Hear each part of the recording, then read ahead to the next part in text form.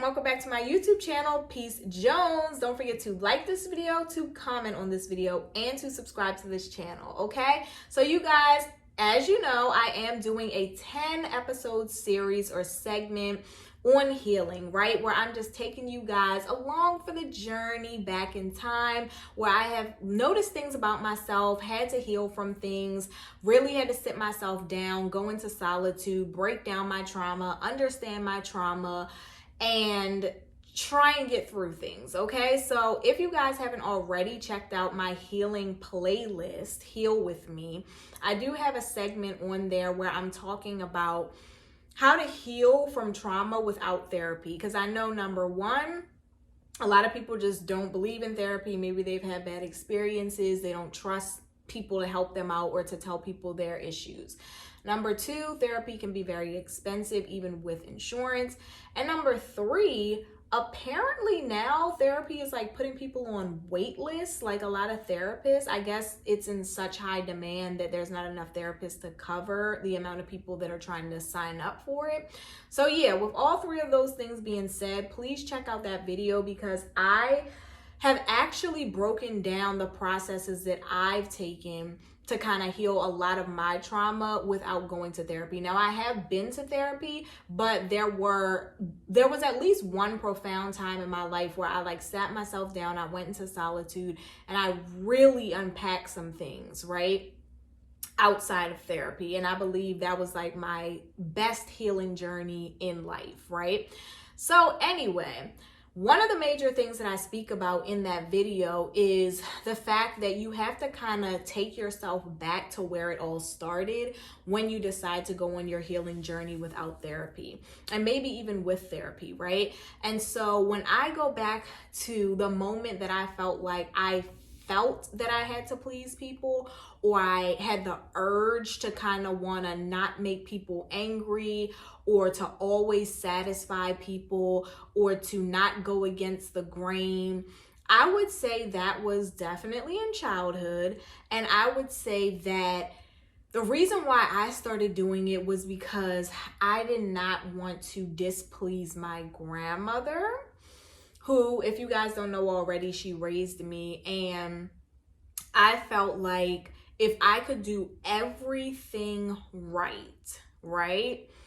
If I could say the right things, if I could do the right things, if I could perform well, if I could look the part, if I could just be outstanding, I would be good enough for her. She would like me better. She would be nice to me. You know, I wouldn't keep getting yelled at. And I felt like that's what sparked my people pleasing, right? Because in those moments that I felt not good enough with her, or, you know, she said some not so nice things to me, or I felt like I was being compared to my sibling, or, you know, she was telling, because you all know in Black families, you know, telling the church members stuff, telling other people stuff, you know, just talking bad on your kids.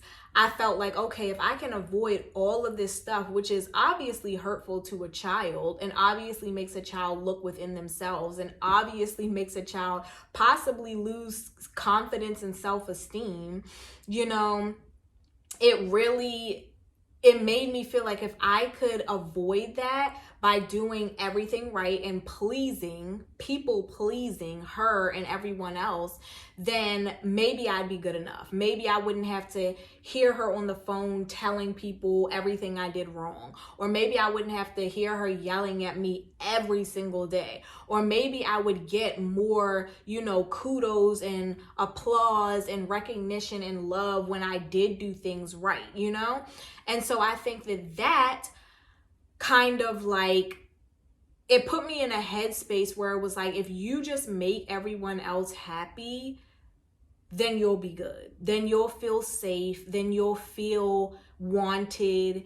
And that trickled over into my friendships for sure, into my relationships, into work life. I mean, just every aspect of my life. And I remember it really being a thing with my friendships. So I'm going to talk about some moments in my friendships where I realized, like pleasing the people, doing what I would hope people would want me to do, not trying to ruffle any feathers, going against what I really wanted to do or what I really liked or felt was right. How that put me in circumstances where I still lost, right? Because remember we said I'm doing this because I want to win. I want to feel welcomed. I want to feel loved. I want people to not be mad at me. I still lost despite all this work I was putting in. And not only did I lose, you can also lose yourself in it, okay?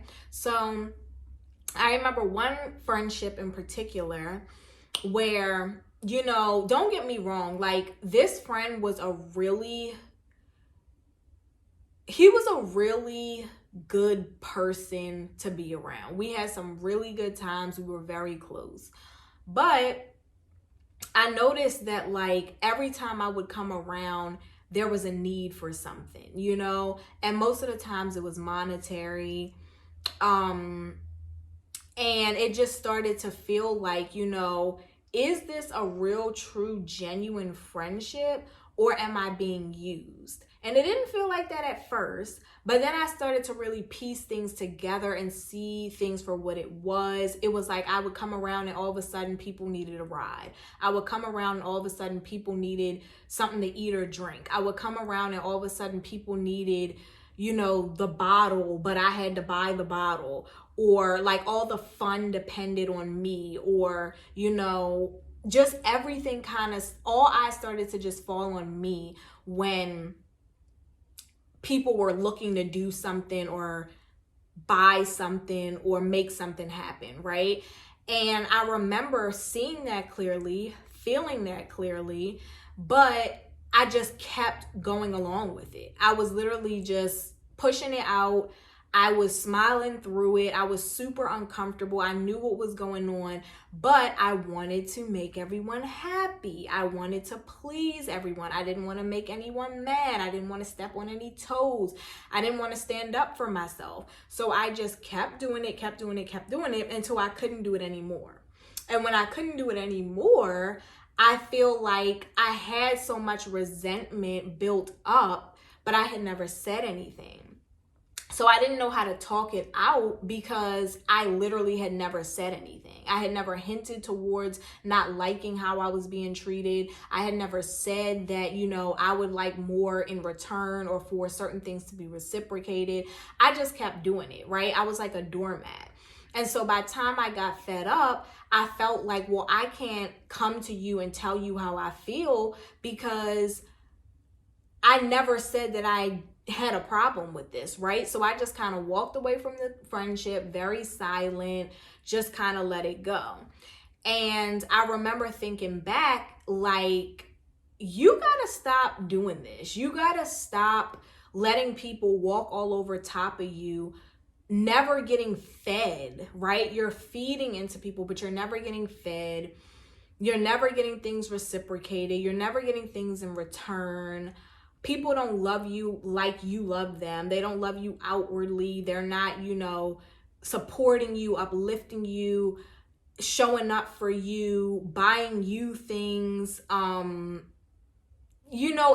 It was very one-sided. A lot of my friendships were just very one-sided. And I would see all the things going on. I would see the phoniness. I would see the fake. I would see the people blatantly using me in my face. And I would still just let it slide because I had this thing instilled in me that was like, if you can just get away from people saying this about you or not liking you or having anything bad to say, and you just keep doing what they want, then everything will be okay, right? And it was never that I was desperate for friends because I've always been able to attract people, friends, acquaintances, whatever, everywhere I go. But I think I had that instilled in me from home to where as though it was just like, just do good, just be good.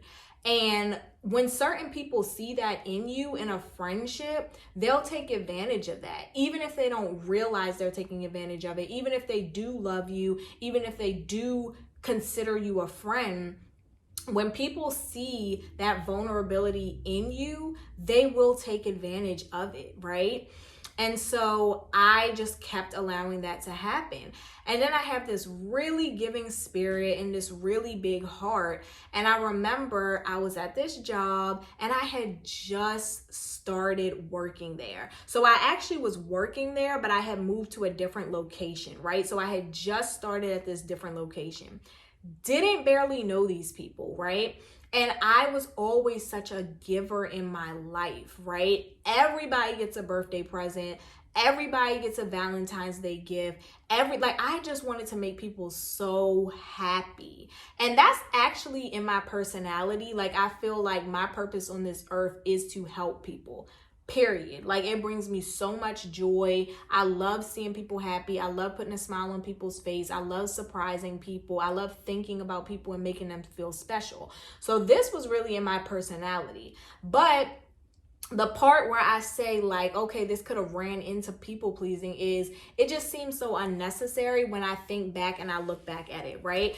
So like I said, I had started working at this new location, barely knew people. It was like, I think it was like 3 or 4 people's birthday this one month. So I went and I got all these like gifts, right? And I got everyone a gift whose birthday it was. And then I think I got like gifts for everyone else on the shift. Didn't know these people. Half of these people may or may not have even liked me, right? And I remember bringing these gifts into the break room and everybody literally was looking at me like I was insane. Like, who is this? Why is she buying us gifts? What is wrong with her? And I remember thinking, like, why am I getting all of these looks? Because it was just so genuine. And I just felt like I was, really looking out for people, helping people, making them feel good, celebrating their birthday. Then I had to realize you're setting yourself up to be used. You're setting yourself up to be taken advantage of, right? Because why are you gifting these people that you just met literally 3 weeks ago and found out it was their birthday? And do you think I got anything for my birthday? Do you think that they even cared it was my birthday? Do you think that they felt any better about me or liked me any more after that day? Probably not, right? But I just had this like urge. And when I say urge, I really mean it was like an urge. Like, it was inside of me. It was in my gut. It was in my head. It was in my heart to please people. Like, I literally would say yes to things that I totally didn't want to do. I would go places that I didn't want to go. I would engage in things that I didn't really, feel comfortable with, or it wasn't my type of fun or my type of party. I would just do all these things just because I didn't want to ruffle people's feathers. And I remember having this one friend, which is the same friend I talked about in my friendship PTSD story and the Jamaica story time. And that friend in particular, I felt like she really harped on the fact that I was a people pleaser because, she'd get mad at me if I didn't do certain things. She'd get mad at me or call me certain names or kind of like get an attitude if I didn't want to engage in certain things, or I didn't want to try certain things, or I didn't want to go certain places, or I didn't listen to the same type of music as her, or I didn't wear the same types of things as her. And it was just like, sis, let me do me. You know what I mean? Like, let me do what's comfortable for me. But I began to really do a lot of pleasing with her as well, people pleasing with her as well, because it was like, I felt like if I didn't, she would get mad at me. And that became a very uncomfortable feeling for me, which is why at the end, I just couldn't take it anymore and I broke it off, because it was just like, everything I did that she didn't like, she would be angry. It would be an attitude. It would be cause for an argument. And that type of control and bossiness and just toxicity, I felt like weighed on me way too much, you know, because I felt like I was already a good friend. I was already, you know, probably a better friend than her, and, you know, trying to hold up my end of the stick in the friendship. And then it was still just so many problems, you know, every little thing that I did that you didn't like, every little thing that I did that I liked that you didn't like, you know what I mean? So people pleasing can really just ruin your friendships, your relationships, because you step away from yourself. You step away from what you like, what you want, what makes you happy, what makes you feel comfortable, what allows you to thrive, right? And you start to do things for others. And eventually you're going to find yourself in a place that you don't want to be, that you never were destined to be, because you weren't able to sit yourself down, take yourself out of the people-pleasing mindset, and say, hey, let me do what feels good for me. Let me do what feels comfortable for me. Let me please myself. Let me make me happy. Forget all these other outside voices, this outside noise. So what if they get mad that you don't want to do what they want to do? So what if they get mad that you choose a different route? So what if they get mad that you aren't tending to their needs first? Literally, stop trying to please others. It's not worth it in the end. Now, do not get me wrong. I am so for, you know, definitely considering others, definitely accommodating others, definitely realizing that everything is not all about you and that you will have to make some shifts and be a bit uncomfortable and compromise, especially in romantic relationships. I'm not saying neglect your friends. I'm not saying don't listen to their wants and their needs. But what I'm saying is, do not come into situations, friendships, work life, etc., just crawling on your hands and knees, willing to and ready to please every and anyone, because people will see that vulnerability in you and take advantage of it. And next thing you know, you'll be in a place or a space that you hate because you were trying to make sure that no one else felt uncomfortable. Okay, so heal that inner child.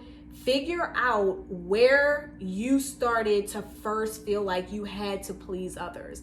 Go back to that moment in time where you realized that, hey, I started to really do certain things because I was afraid that this would happen, or because I didn't want to be alone, or because I felt like I was going to get hit if I didn't, or because I wanted friends, right? Figure out where that first moment was. And sometimes it's not childhood. Like I said, everything isn't about childhood trauma. For me, a lot of my trauma did come from my childhood, but for some people, you know, their trauma comes from adulthood. Some people have a lot of trauma from being bullied. Some people have a lot of trauma from relationships or friendship PTSD that make them do certain things. So figure it out, go back to that moment in time, unravel it, heal it, and then if you have to, like, make yourself a plan, you know, write these things down, figure out how you're going to take steps to not be in situations anymore moving forward where you are pleasing people, right? You know, have key phrases or certain things that you're going to say or do when you start to feel uncomfortable. Figure out how you can address things with people that are making you feel uncomfortable. Find balance. Figure out how to navigate friendships and relationships and compromise and put your foot down where you start to feel like, hey, this isn't going to work for me. You know what I mean? So that is my second episode for my 10 episode segment or series on things that I have had to heal from, overcome, dive into, unravel, and how you guys can do the same. Okay, so I'll see you in the next episode. Peace.